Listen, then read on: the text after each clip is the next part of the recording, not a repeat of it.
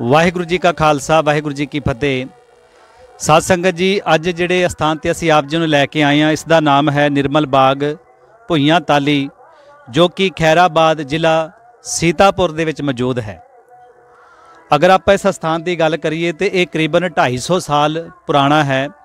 तो इत्थों की जिहड़ी सेवा संभाल है वो महंत बाबा मनजीत सिंह जी जो कि इत्थों की कर रहे हैं सेवा संभाल, तो काफ़ी पुराने समय तो इत्थों का जिन्ना भी सेवा संभाल सारी कर रहे हैं।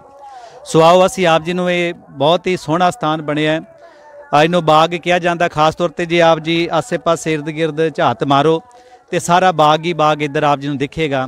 तो मेरे हिसाब नाल कई एकड़ दे विच ये बाग है अंबां दा, ते बहुत ही अलौकिक स्थान है। असी आप जी नूं दर्शन करावांगे। जिहड़ा ये स्थान है इस दी जिहड़ी देख रेख ते सेवा संभाल बाबा मनजीत सिंह जी कर रहे हैं, जो कि इत्थे मौजूद रहिंदे भी ने। आपां सारी जानकारी बाबा जी होरां तों करांगे कि यह स्थान कदों बनिया ते किन्हां ने बनवाया।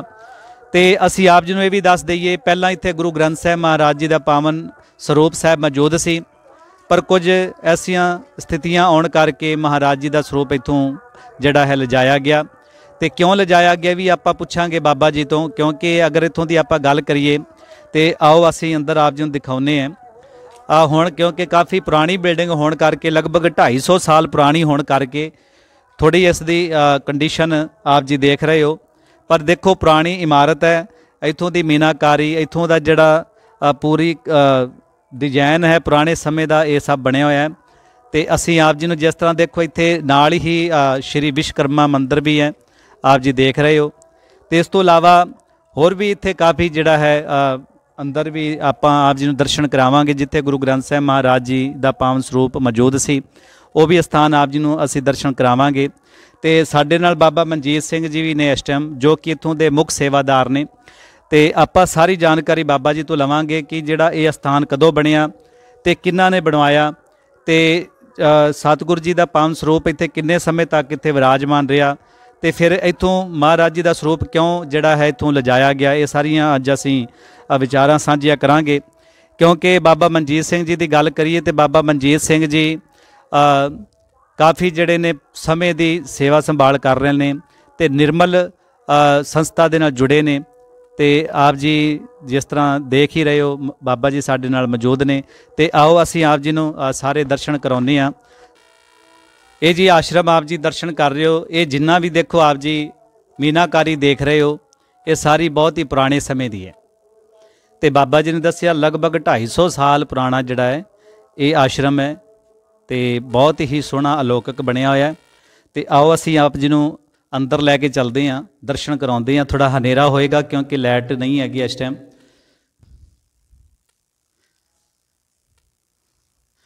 हुण सामने जिथे गुरु नानक पातशाह जी की फोटो आप जी दे दर्शन कर रहे हो, तो पहला गुरु ग्रंथ साहिब महाराज जी का पावन ਸਰੂਪ साहिब विराजमान सी। तो इत्थे सतगुरु जी का काफ़ी लंबे समय तक प्रकाश भी रहा। तो गुरु नानक देव जी महाराज जी का ज्योति जोत दिहाड़ा जिहड़ा इत्थे बड़ी सरधा भावना नाल मनाया जाता सी। बेअंत संगतां आउंदियां सी इत्थे गुरु नानक पातशाह जी का ज्योति जोत दिहाड़ा मनाउण।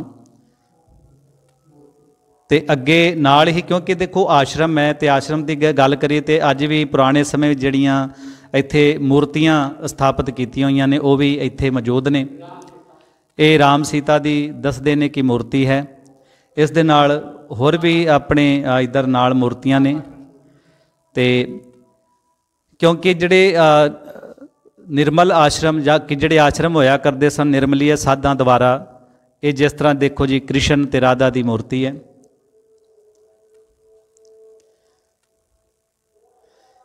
तो इत्थे ही आपां जे गल करिए तो सतगुरु जी का पावन ਸਰੂਪ साहिब विराजमान होंदा सी। तो इत्थे महाराज जी का हुण फोटो लाया गया। नाल मौजूद ने बाबा मनजीत सिंह जी, जो कि निर्मल बाग दे जो सेवा संभाल कर रहे हैं।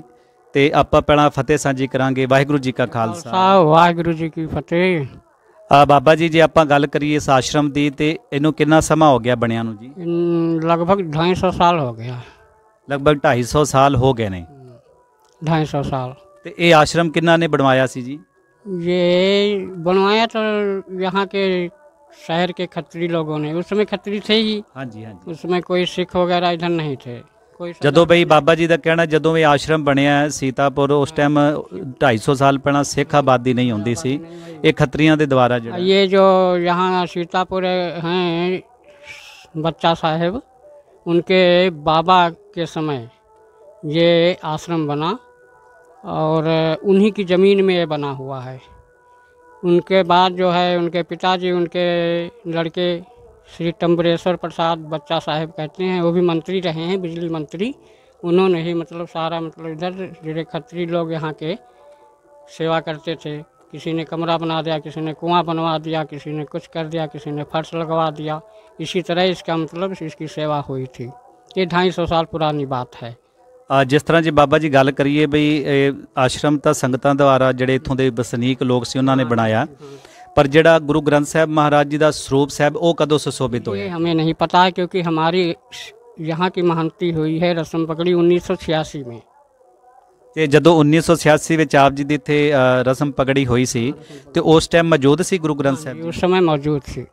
ਇਹਦਾ ਮਤਲਬ ਇਹ ਹੈ ਕਿ ਕਾਫੀ ਪੁਰਾਣੇ ਸਮੇਂ ਤੋਂ ਸੰਗਤ ਜੀ ਅਸੀਂ ਆਪ ਜੀ ਨੂੰ ਇੱਕ ਹੋਰ ਗੱਲ ਦੱਸ ਦਈਏ, ਸੀਤਾਪੁਰ ਜਿਹੜਾ ਜ਼ਿਲ੍ਹਾ ਨਾ, ਇੱਥੇ ਕਾਫੀ ਇਸ ਤਰ੍ਹਾਂ ਦੇ ਮੰਦਿਰ ਨੇ, ਐਸੇ ਸਥਾਨ ਨੇ ਜਿੱਥੇ ਗੁਰੂ ਗ੍ਰੰਥ ਸਾਹਿਬ ਮਹਾਰਾਜ ਜੀ ਦੇ ਸਰੂਪ ਸਾਹਿਬ ਵਿਰਾਜਮਾਨ ਨੇ ਤੇ ਕਈ ਸਰੂਪ ਸਾਹਿਬ ਜਿਹੜੇ ਨੇ ਹੱਥ ਲਿਖਤ ਵੀ ਨੇ ਕਾਫੀ।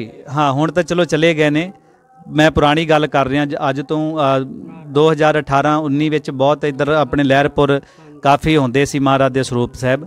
ਤੇ ਆਪ ਜੀ ਜਦੋਂ ਇੱਥੇ ਜਦੋਂ ਆਪ ਜੀ ਦੀ ਰਸਮ ਪਕੜੀ ਹੋਈ ਉਸ ਤੋਂ ਪਹਿਲਾਂ ਸਰੂਪ ਸਾਹਿਬ ਵਿਰਾਜ हाँ उस तो पहले विराजमान सन। ਤੇ ਉਹਨਾਂ ਦੀ ਸੇਵਾ ਕੌਣ ਕਰਦਾ ਸੀ? सेवा मेरा चाचा सी संत बाबूराम, जो कि बाबा भगवान सिंह का चेला था, वही सेवा करता था बाबा भगवान सिंह की। और मैं बाहर रहता था अमृतसर जहाँ लखीमपुर, अपने गुरु जी के पास। लखीमपुर हमारा गुरु स्थान लखीमपुर आश्रम में है, निर्मल आश्रम में। तो इस समय जो है बाबा भगवान सिंह के 2 चेले थे, एक बाबूराम हमारा चाचा और एक था लक्ष्मण सिंह। ये दोनों उनके चेले थे। जब उनका देहांत हो गया 1986 में, तो दोनों आपस में कंपटीशन हो गया। हमारा चाचा बाबूराम कहने हम महंत बनेंगे, और छोटा गुरु भाई लक्ष्मण सिंह कहने लगा हम महंत बनेंगे। तो इसमें उन्होंने, हमारे गुरुजी ने सोचा, हमारे दादा गुरु महंत अमर सिंह लखीमपुर के और दादा गुरु अमृतसर के, उन्होंने सोचा ये तो आपस में काफ़ी विवाद बढ़ जाएगा, इसमें गलत भी हो सकता है। इस करके उन्होंने दोनों को पासे करके हमारा नाम लिया कि मंजीत सिंह को, वो हमारे गुरु थे महंत अमर सिंह। तो उन्होंने कहा हम मंजीत सिंह को यहाँ का महंत नियुक्त कर रहे हैं। ਜਿਹੜਾ ਲਖੀਮਪੁਰ ਨਿਰਮਲ ਆਸ਼ਰਮ ਹੈ ਉਹਦੀ ਗੱਲ ਕਰ ਰਿਹਾ? हाँ, लखीमपुर निर्मल आश्रम है, हमारा गुरु स्थान है निर्मल आश्रम लखीमपुर। लेकिन हम यहाँ रहते नहीं थे। सेवा हमारा जो यहाँ चाचा जो था वही करता था। ਤੇ ਆਪ ਜੀ ਨੂੰ ਉੱਥੋਂ ਦਾ ਮਹੰਤ ਬਣਾ ਦਿੱਤਾ ਗਿਆ ਸੀ? हाँ, लखीमपुर निर्मल आश्रम का महंत सन 2000 में हमारी रस्म पगड़ी हुई, 12 फरवरी सन 2000 को। और हमारे गुरु जी का देहांत हुआ 27 जनवरी सन 2000। ਤੇ ਫਿਰ ਉੱਥੋਂ ਦੀ ਆਪ ਜੀ ਦੀ ਜਿਹੜੀ ਆਪ ਜੀ ਹੁਣ ਉੱਥੋਂ ਦੀ ਸੇਵਾ ਤਿਆਗ ਦਿੱਤੀ ਹੈ ਜੀ? उस वहाँ की सेवा जो है धोखे से हमारे से वो आश्रम छीन लिया गया। स्टाम्प सादे स्टाम्प पेपर पर अखाड़े वालों ने, निर्मल पंचायती अखाड़ा कनखल, श्री महंत ज्ञानदेव सिंह और भी कुछ महंत लोगों ने आकर के हमारे से सादे स्टाम्प पर साइन करवा लिया और कब्जा ले लिया। ਦੇਖੋ ਗੁਰੂ ਘਰ ਦੇ ਵਿੱਚ ਵੀ ਐਸੀ ਰਾਜਨੀਤੀਆਂ ਨੇ। ਜਿਸ ਤਰ੍ਹਾਂ ਬਾਬਾ ਜੀ ਦਾ ਕਹਿਣਾ ਕਿ ਲਖੀਮਪੁਰ ਜਿਹੜਾ ਆਸ਼ਰਮ ਹੈ ਉੱਥੋਂ ਦੇ ਬਾਬਾ ਜੀ ਨੂੰ ਜਿਹੜੀ ਹੈ ਪਗੜੀ ਦਿੱਤੀ ਗਈ ਸੇਵਾ ਸੰਭਾਲ, ਪਰ ਉੱਥੋਂ ਦਾ ਜਿਹੜਾ ਸਿਸਟਮ ਸਾਰਾ ਬਾਬਾ ਜੀ ਤੋਂ ਜ਼ਬਰਦਸਤੀ ਕਹਿ ਲਓ ਕਿ ਧੋਖੇ ਦੇ ਨਾਲ ਲਿਖਾ ਲਿਆ ਗਿਆ। निर्मल आश्रम में महंत पद पर हम 1.5 साल रहे हैं। 1.5 साल लगभग सेवा हमने वहाँ 24 साल की है आश्रम में लखीमपुर। ਬਾਬਾ ਜੀ ਦਾ ਕਹਿਣਾ ਵੀ 24 ਸਾਲ ਲਗਭਗ ਉੱਥੇ ਜਿਹੜੀ ਇਹਨਾਂ ਨੇ ਸੇਵਾ ਕੀਤੀ ਹੈ ਤੇ 1.5 ਸਾਲ ਜਿਹੜੀ ਇਹਨਾਂ ਦੇ ਉੱਥੇ ਸੇਵਾ ਮੁੱਖ ਤੌਰ ਤੇ ਨਿਭਾਉਂਦੇ ਰਹੇ। ਪਰ ਫਿਰ ਉਸ ਤੋਂ ਬਾਅਦ ਉੱਥੋਂ ਦੇ ਜਿਹੜੇ ਵੀ ਲਾਲਚੀ ਲੋਕ ਸਨ ਉਹਨਾਂ ਨੇ ਉਸ ਜਿਹੜਾ ਹੈ ਆਸ਼ਰਮ ਬਾਬਾ ਜੀ ਤੋਂ ਧੋਖੇ ਦੇ ਨਾਲ ਲੈ ਲਿਆ। ਤੇ ਜੇ ਬਾਬਾ ਜੀ ਆਪਾਂ ਗੱਲ ਕਰੀਏ ਤੇ ਆਪਣਾ ਜਿਹੜਾ ਮੇਨ ਅਖਾੜਾ ਹੈ, ਜਿਹੜਾ ਨਿਰਮਲ ਅਖਾੜਾ ਹੁੰਦਾ ਹੈ, ਉਹ ਮੇਨ ਕਿੱਥੇ ਹੈ ਜੀ? मेन निर्मल पंचायती अखाड़ा कनखल हरिद्वार। ਹਰਿਦੁਆਰ ਦੇ ਵਿੱਚ। ਤੇ ਆਪ ਜੀ ਹੋਰਾਂ ਦੀ ਸਾਰੀ ਸਿੱਖਿਆ ਉੱਥੋਂ ਹੀ ਆਪ ਜੀ ਪ੍ਰਾप्त ਕਰਦੇ ਹੋ?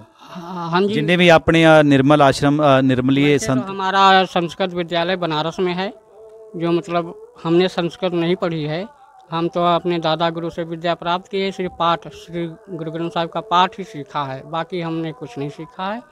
बाकी जिनको पढ़ना होता है विद्यार्थियों को, वो बनारस संस्कृत विद्यालय वहीं से प्राप्त करते हैं। ਬਾਬਾ ਜੀ ਜੇ ਆਪਾਂ ਨਿਰਮਲ ਸੰਪਰਦਾ ਦੀ ਗੱਲ ਕਰੀ ਤਾਂ ਇਹਦਾ ਆਪਣਾ ਸਿੱਖੀ ਨਾਲ ਕੀ ਸੰਬੰਧ ਹੈ, ਥੋੜਾ ਇਸ ਬਾਰੇ ਪਿਛੋਕੜ ਥੋੜਾ ਸਿਆ ਦੱਸੋ। ये पिछले शार्ट में हम बता रहे हैं, ये निर्मल संप्रदाय वैसे तो गुरु नानक देव जी से ही चली है, ठीक है। लेकिन बाद में प्रचलित हुई है। निर्मल संप्रदाय जो है ये गुरु गोविंद सिंह से, गोविंद सिंह ने 5 सिंह भेजे थे, उनके नाम तो इस समय हमको ध्यान नहीं है, लेकिन वो उन्होंने विद्या पढ़ाने से मना कर दिया था कि हम वो लंबे चोले पाके ढाल कृपाण से इस तरह गए थे निहंग बन के, तो उन्होंने कहा नहीं हम तुम लोगों को नहीं पढ़ाएंगे हैं। वो फिर वापस गए गुरु गोविंद सिंह के पास। जब वो वापस गए तो उन्होंने कहा ठीक है ऐसे नहीं पढ़ा रहे हैं तो हम बताते हैं इस तरह जाओ। फिर उन्होंने गाती लंगोटी और गाती हाथ में चिप्पी भगवे कपड़े में भगवे भेष में भेजा उनको 5 सिंहों को वहाँ पढ़ने के लिए। जब वो पढ़ ले गए वहाँ, जब हाँ पढ़ने के लिए भेज दिया, फिर भी गुरु गोविंद सिंह भी उसी भेष में गए हैं जिस तरह सिंहों को भेजा था। वो फोटो अभी भी निर्मल आश्रम में लगी हुई है लखीमपुर। वो फोटो गुरु गोविंद सिंह जिस भेष में गए हैं वहाँ अभी भी मौजूद होगी। उस भेष में गए हैं वहाँ मिलने के लिए अपने चेलों को। फिर जब वो पढ़ के जब आए हैं वापस, तब उन्होंने कहा है कि आप लोगों का 5 लोगों का मतलब है कि आप लोग विद्या का प्रचारण करना है, प्रचार प्रसारण करना है विद्या का, और कुछ काम नहीं है, सिर्फ विद्या पढ़ाना है, पढ़ना है, पढ़ाना है और पूरे भारत में भ्रमण करना है।